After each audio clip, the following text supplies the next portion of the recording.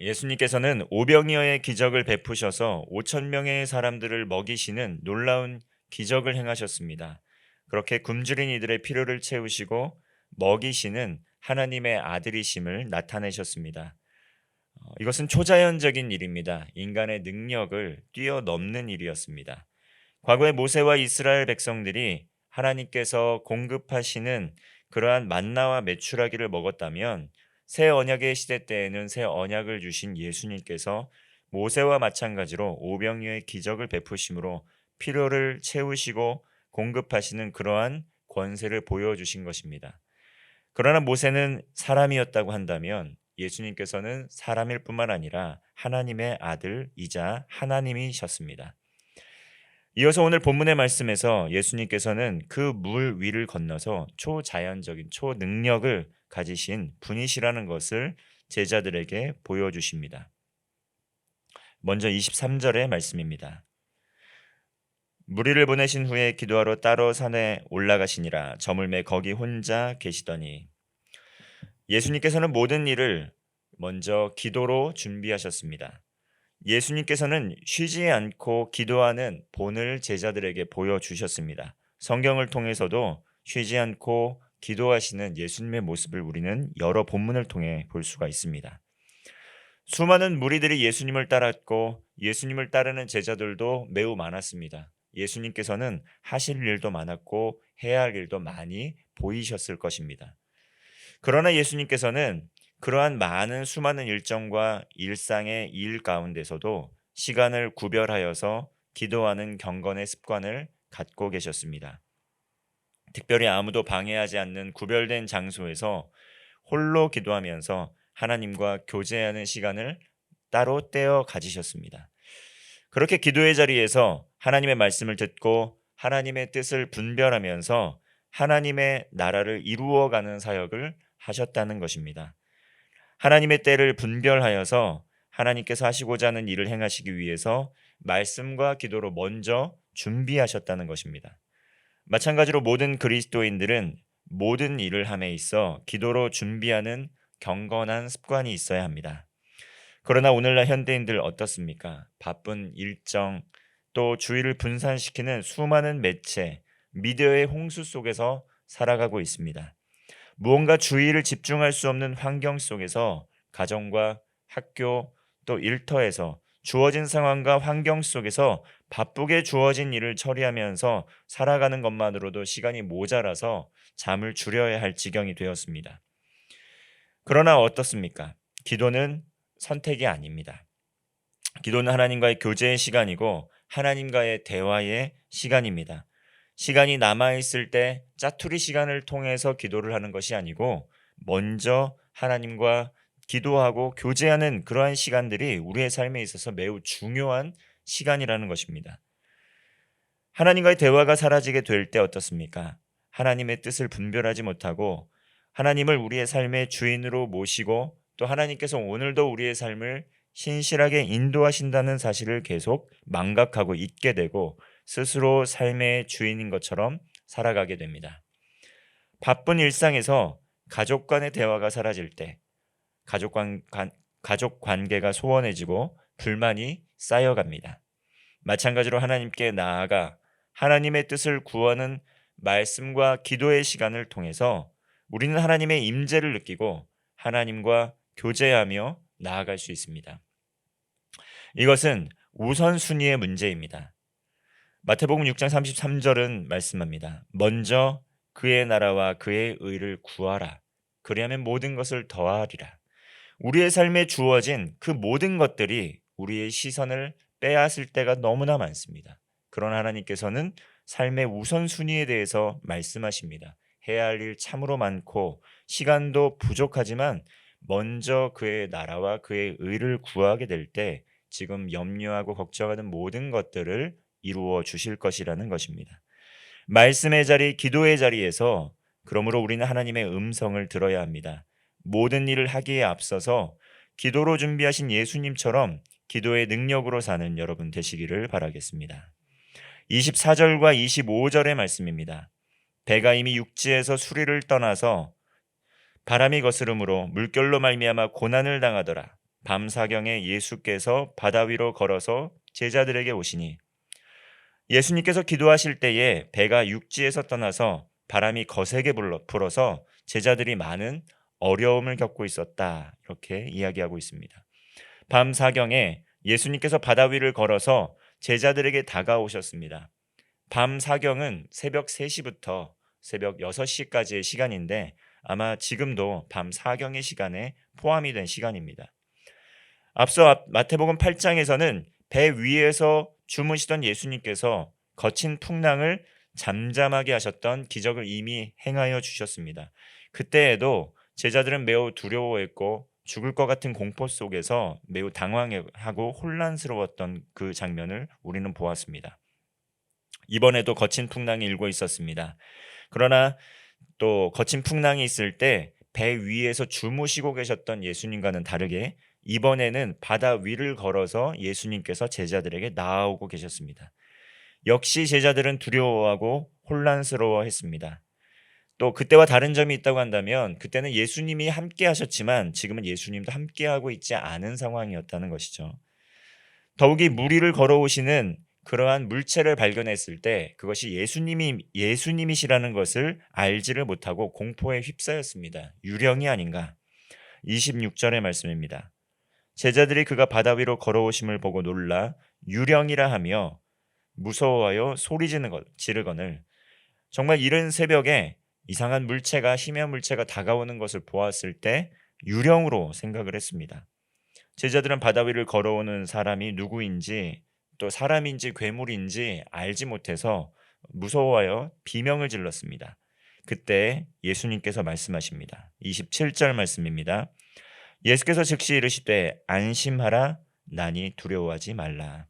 예수님께서는 제자들의 공포, 제자들의 두려움, 제자들의 혼란스러운 마음을 매우 잘 알고 계셨습니다. 그래서 즉시 말씀하십니다. 안심하라 나니 두려워하지 말라. 예수님께서 우리의 삶에 또 찾아오실 때, 두려움 중에 있을 때, 낙심함 가운데 있을 때 하나님의 말씀을 펼쳐 들자마자 마음에 평안이 오는 것을 경험할 때가 많이 있었습니다. 그렇게 혼란스러웠던 삶의 모든 상황들, 그리고 나의 분주했던 그런 삶의 여러 가지 그 것들이 예수님의 말씀을 통해서 바로 해결이 되고 참된 안식을 누릴 때가 많았는데 이 장면이 바로 예수님의 음성이 들려올 때 제자들에게 두려움이 누그러지고 두려움이 사라지는 계기가 되는 시작이었습니다. 예수님께서는 제자들이 가질 두려움과 공포를 매우 잘 알고 계셨습니다. 거친 풍랑과 환경 때문에 두려워하고 있다는 것 매우 잘 알고 계셨습니다. 그때 말씀하신 것입니다. 이에 베드로는 즉시 대답하여 말합니다. 28절의 말씀입니다. 주여 만일 주님이시거든 나를 명하사 물 위로 오라 하소서 하니. 베드로는 예수님을 뵙고 만일 주님이시라면 물 위를 걷게 해달라고 간청합니다. 만일 주님이시라면 이것은 우리 앞서 사탄 마귀가 예수님에게 또 나아왔을 때 만일 하나님의 아들이여든 이라는 의심 섞인 질문을 여러 번 했던 것을 보게 됩니다. 베드로가 이처럼 하나님의 아들 예수님, 그 예수님이 예수님인지 알아보지 못하고 의심 가운데 있었다는 것, 그것을 우리는 볼 수 있습니다. 베드로는 여전히 예수님께서 안심하고 두려워하지 말라, 그리고 내가 누구인지 밝혀주셨지만 여전히 두려움과 의심 속에 있었습니다. 그럼에도 또 한편에는 그게 지금 오신 분이 예수님일지도 모른다라는 그러한 믿음도 있었습니다. 온전한 믿음은 아니었지만 그러한 믿음으로 간청합니다. 예수님이시라면 나로 물 위로 걷게 하소서. 사탄이 예수님의 신성과 예수님의 인성과 예수님의 하나님의 아들 되심을 의심하고 거짓말로 만일 하나님의 아들이여든이라고 이야기했다면 베드로는 그래도 의심 섞인 마음으로 하나님의 아들이라면 나는 가겠다라는 마음을 가지고 이야기하였다는 것이죠. 29절과 30절의 말씀에서 예수님께서는 오라고 말씀하십니다. 오라 말씀하셨을 때 베드로는 순종하여 믿음으로 발걸음을 뗐습니다. 그런데 30절의 말씀을 보면 바람을 보고 무서워 빠져가는지라 소리질러 이르되 주여 나를 구원하소서 하니 이렇게 이야기를 하고 있습니다. 예수님께서 오라 하실 때 베드로가 믿음으로 한 걸음씩 걸어갔습니다. 그런데 바로 걷자마자 바람을 보았습니다. 거친 풍랑을 마주하면서 다시 두려움이 찾아왔습니다. 물에 빠지기 시작하면서 소리를 지릅니다. 주여 나를 구원하소서.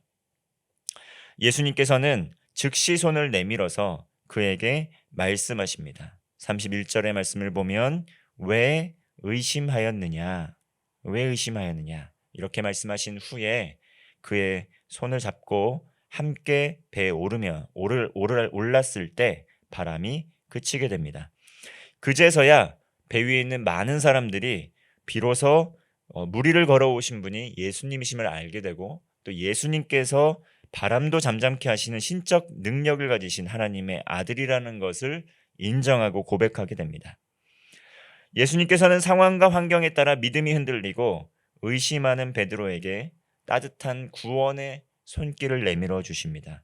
그리고 배에 올랐을 때 바람이 잠잠해지고 모든 사람들이 하나님을 경외하고 경배하게 된 것입니다. 그렇다면 예수님께서 이 제자들에게 이러한 고난을 경험케 하시고 물 위를 걸어가셔서 제자들의 믿음이 다시 한번 견고해지도록 하신 이유가 무엇이겠습니까?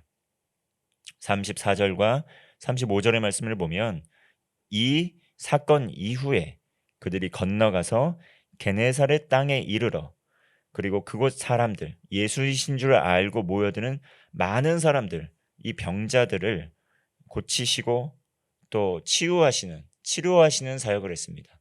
다시 말하면 그들의 삶의 모든 문제를 해결해 주시면서 복음을 전하는 사역을 해 나아가셨다는 것입니다. 예수님께서 게네사렛 땅으로 건너가서 예수님께 나오는 수많은 무리를 치료하고 삶의 문제를 해결하고 그리스도의 그 구원의 은혜를 베풀어 주셨습니다. 우리의 삶에 오늘날 기적을 행하시고 예수님께서 놀라운 일을 행하여 주십니다. 삶의 문제가 해결이 되고 살아계신 예수 그리스도께 감격과 기쁨의 찬송을 부릅니다. 그러면서 예수님과 동행하면서 우리의 믿음 또한 견고해집니다. 그런데 이러한 일을 통해서 예수님께서 궁극적으로 우리에게 바라시는 것은 무엇입니까? 그것은 바로 예수 그리스도의 제자가 되어서 견고한 믿음을 가지고 하나님의 아들 예수 그리스도께서 이 세상의 구원자이시고 자연 우주 만물까지 통치하시는 하나님의 아들이심을 믿음으로 이 구원의 복된 소식을 전하라는 것입니다. 고통 중에 있는 이들을 위해 기도하고 또 특별히 목자 없이 유리하는 사람들, 멸망의 길을 가고 있는 사람들을 위해서 예수님께서는 기도하셨고 그들의 삶의 모든 문제를 해결해 주셨습니다. 왜냐하면 삶의 문제 해결을 통해 더 큰 하나님을 발견하고 구원에 이르도록 하기 위해서였습니다. 제자들의 믿음을 더해 주셔서 훈련을 시키셨고 더욱 견고한 믿음으로 복음을 전하는 사역으로 나아갈 수 있도록 예수님께서 인도해 주신 것입니다. 이제 사순절 기간이 시작이 되어서 또 교회는 성경 일독 수련회를 하고 있습니다. 말씀의 은혜와 기도의 은혜 자리에서 현재 우리의 삶에 마주하는 가득한 풍랑 또 이러한 거친 파도가 거치고 예수님을 만나는 시간이 되기를 바랍니다. 특별히 기도의 자리, 말씀의 자리에서 더욱더 믿음이 견고해져서 삶의 모든 문제에 얽힌 실타래가 풀려지고 살아계신 하나님 예수 그리스도를 구주로 또 고백하며 주님께서 맡겨주신 하나님 나라의 일을 넉넉히 감당하는 하루 되시기를 바랍니다. 기도하겠습니다. 하나님 아버지, 이 땅에 독생자 예수 그리스도를 보내주시고 죄로 인해 죽을 수밖에 없는 우리의 죄를 용서하여 주시고 그 이름 믿는 자마다 구원하여 주신 은혜에 감사를 드립니다.